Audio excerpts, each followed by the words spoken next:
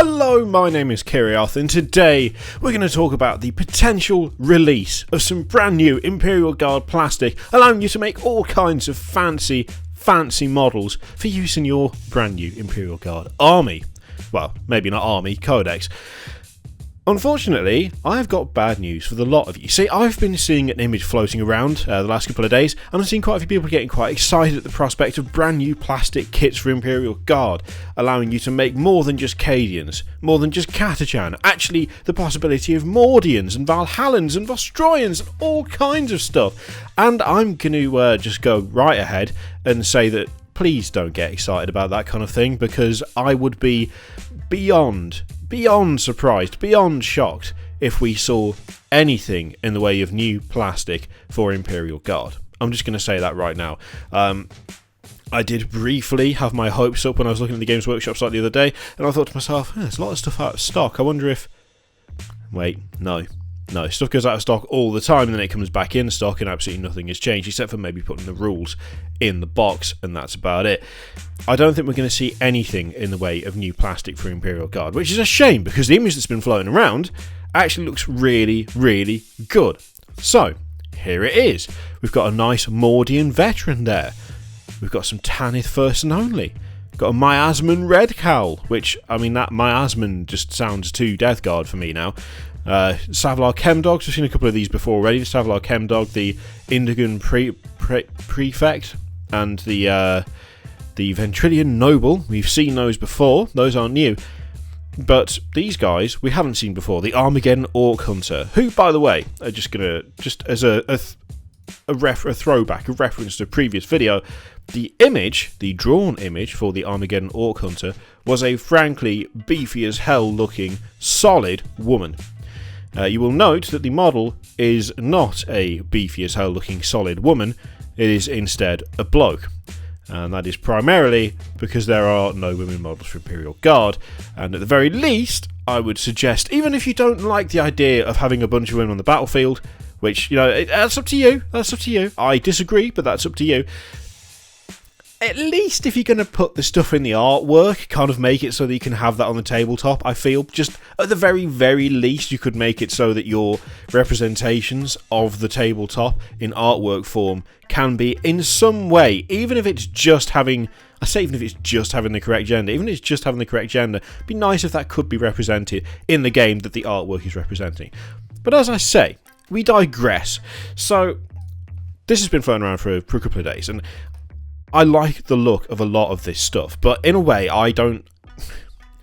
I like the look of it, and I don't like the fact that Games Workshop is putting this stuff out there, and that is primarily because it's giving a false impression of what you can actually do with the Imperial Guard range. So, yes, it is awesome that such kit bashes are possible. I'm not going to say that it's not great that you can kit bash a Savlar Chemdog, because you can, and that's great. But that's exactly what all of this is. That is what all of this is. It's all kit bashes. It's all stuff that you cannot realistically, feasibly make an entire army out of. You cannot do that unless you are absolutely made of all of the money. I mean, some of the examples that we've got here, we can quite clearly see the same part on these two guys. That's because that's from the Cadian Command Squad, the legs with the greatcoat. I believe that's some neophyte stuff from the Gene Stealers going on right there. I'm not entirely sure where the head for this dude's come from. For some reason, it feels like it might be an engine, like a Tech Priest engine seer. But I could be wrong about that. But that's the vibe I'm getting. Anyway, this stuff again, we've got some Gene Stealer stuff. We've got a bit of Adeptus Mechanicus stuff. This is involving stuff out of the Age of Sigmar range. I genuinely have no clue what's going on. I think that's probably part of a Catachan Command Squad with a couple of other bits nicked from other things. Like, that has a distinctly Warhammer Fantasy or Age of Sigmar look about it. It's kind of, I believe the Mordian chest there is also Cadian Command Squad, but painted differently with different legs. In fact, it might even be the same legs. It might just be the paint job with a different head. They all look great. They all look fantastic. I would love to see an entire army of Savlar Chemdogs. I would love to see an entire army of Indigan Prefects. I would love to see an entire army of these Ventrilian nobles, because, I mean, that is hilariously like colonial times. Look at it. They look great. They look great.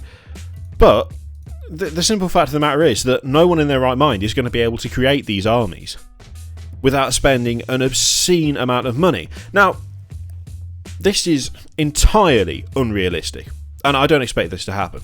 But in a way, I guess it's not quite covering myself, but it is wishful thinking. It's thinking aloud and thinking to myself, wouldn't it be cool if this was the case? If somehow Games Workshop managed to completely surprise me and put out kits for this stuff whereby it was the different parts from the different kits, but just all on one sprue, so that you could make squads of Savlar Chemdogs, Indigan Prefects, Ventrilian Nobles, all of this lot. That would be awesome, and I would applaud them, and I would be incredibly happy, because it would finally give us the actual true variation in plastic for Imperial Guard that I think the faction needs. Because otherwise, you kind of end up with everyone looking like Catachans, everyone looking like Cadians, and let's be honest, yes, they are using the Cadian Shock Troops Ranger Citadel miniatures with variant colour schemes and iconography. That's fine, they still look like Cadians.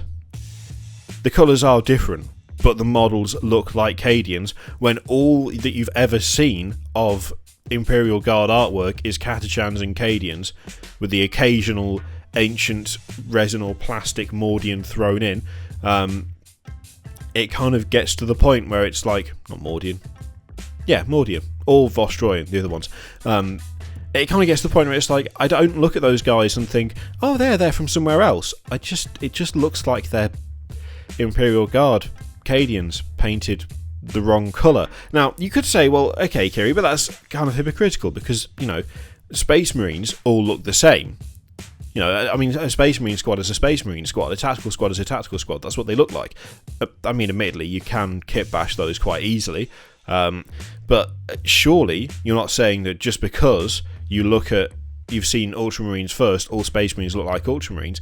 To be honest, I think it's kind of different with Space Marines, because you have those other armies at the forefront. You've got the Dark Angels, you've got the Blood Angels, you've got the Space Wolves. Yes, there are Ultramarines, but you've also got Imperial Fists, and you've got Black Templars, and you've got Iron Hands. And from the very start, for most people, I think, it has been kind of hammered into them that, yes, these example Space Marines are Ultramarines. They are blue, but there's so many other chapters.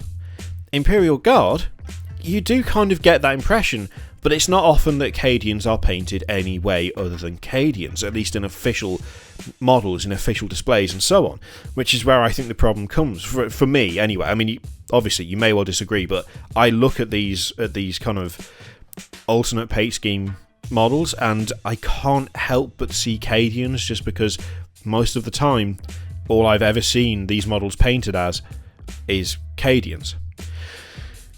So you kind of get to the problem, the question, which is, well, how are you going to make all of this stuff? How are you going to make your own regiment? How are you going to make things a little bit different? If you want to start an Imperial Guard army, you've accepted that you're either going to have to choose Catachan or Cadians if you want to work with plastic, because all the others are either in metal or resin. What do you do? Well, there is, luckily, another way. There's quite a few websites that do third-party parts for Imperial Guard. In fact, there we go, Victoria Miniatures. I forgot to get these up before. I should have got them up before. I apologise. Here we go. So there's quite a few. So we'll just have a quick look at some of the ones that are popular, and then we'll have a look at the one that I am going to use for my own Imperial Guard. So first up is Statuesque Miniatures. Now, Statuesque Miniatures are excellent for female heads for Imperial Guard. So, you know, you've got various sculpts of Imperial Guard scale female heads. So if you wanted to actually do Games Workshop's jobs for them and get a few women into your army, Statuesque Miniatures is one of the best places to go. From what I've seen and from the reviews I've read, their cast quality tends to be pretty good. I will be honest, I've not had any experience with their cast quality myself, but I do know people who've used them and they've spoken highly.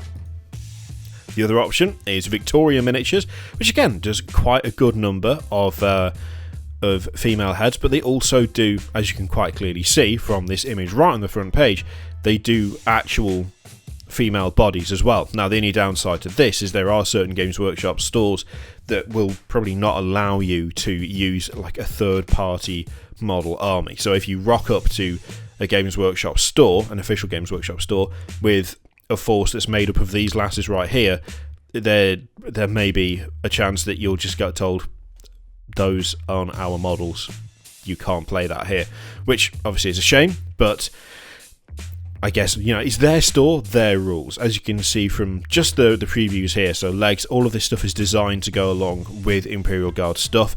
I do like their greatcoat stuff on Victoria miniatures.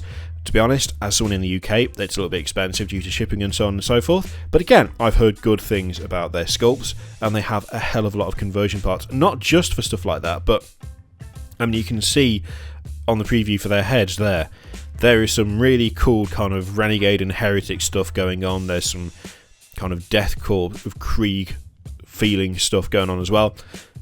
They have a decent reputation, and there's a lot of parts there. So when you're looking at this image and you're thinking, oh, all the things I could do with Imperial Guard, if only I could get the bits from Games Workshop, there's already a couple of options right there that will allow you to make an army your own without having to scour eBay and Bitsbox and various other websites. The one that I'm using, and the one that I have used for some considerable time, is Anvil Industry. So when I say there's a bit of bias in this, it's not really bias, it's just I have personal experience of Anvil Industry, whereas I only have third-hand experience of the other two. I know people who've used both, Victoria Miniatures and Statuesque, and they've been very happy with what they've got from them, but having never bought anything from them myself, I can only sort of say, well, other people say they're good. I can't give any sort of personal recommendation, because that'd be daft. I can't say, yeah, that's great, without having actually bought it, painted it myself. Ooh, look at the head. That's weird. But Anvil I have used extensively for Space Marine projects, and if you're in the UK, I mean, that is genuinely quite helpful because it's cheaper to ship and it's quicker to get to you. So the stuff that I've been looking at personally, I intend to replace the legs and the heads for Imperial Guard. So the legs, there are various options. Some of them are easier to implement than others. So there are some legs that have got these kind of like little, this is a good example, talking about greatcoats. There are these little things there. Now that's because these legs were made specifically to go with their own torsos that they make. Obviously you can cut those off and you can file them down, and they're pretty good. They look nice, and I will say that I've never had an issue with any cast from Anvil. Everything has been really well done. Like, the quality's been really high. There's hardly been anything in the way of flashing or anything like that, and I don't think I've ever had a miscast from them, which is more than I can say for Forge World and Games Workshop. Now, it's still going to be more expensive. That's the one thing that you've got to accept straight off the bat. It's 5 pairs of legs for £5. It is going to be more costly than just buying a box of Guardsmen and leaving it like that. But when you're doing things like conversions, that's something you kind of just got to deal with. Now, there's quite a few options like that where they do have that bit of extra work required, but there are also options that require no extra work. So a good example would be these. And I'm picking these because these are the legs I intend to use for my own Imperial Guard army. Slightly more high-tech, slightly more armoured, and as you can see, there is no little nubbin on the top there. They are flat-topped, and so they basically just stick the Cadian torso onto the legs, and off you go.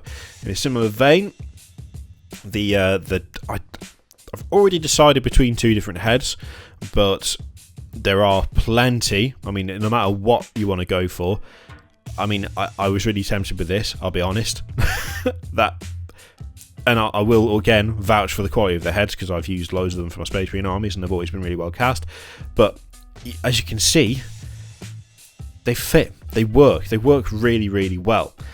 And so, when you're looking at things like this image, and you're thinking to yourself, oh, it'd be awesome if Games Workshop released that stuff. And the chances are that they won't release that stuff. They won't release kits to make these different things.